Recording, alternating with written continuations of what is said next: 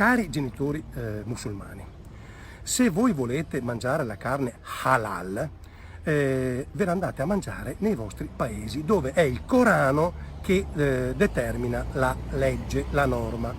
Nel paese in cui vivete oggi, cioè l'Italia, e nella regione in cui vivete oggi, cioè il Veneto, le leggi le fa la regione, le fa il Parlamento, non le fa il Corano, per cui noi dobbiamo rispettare le leggi, le norme delle istituzioni, non di un libro religioso. L'assessore leghista Marcato risponde così alla richiesta di un gruppo di genitori bengalesi con i figli frequentanti la scuola Giulio Cesare di Mestre di poter inserire nel menù della mensa la carne halal, una vicenda che sta scatenando non poche polemiche, soprattutto per le modalità di preparazione di questa carne. Questa carne halal è una carne che per essere tale la bestia deve essere macellata secondo un rituale, vado a leggere, ovvero seguire le linee guida tradizionali indicate dalla Sunna, quindi Corano.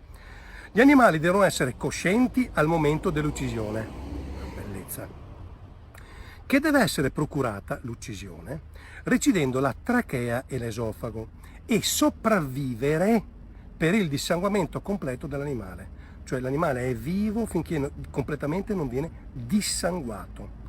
Io la trovo una atrocità assoluta questa. Se l'agnello viene ucciso da un macellaio italiano, apriti cielo. Se gli animali vengono trucidati con enormi sofferenze senza rispettare, questo non è un problema, ma fatemelo capire.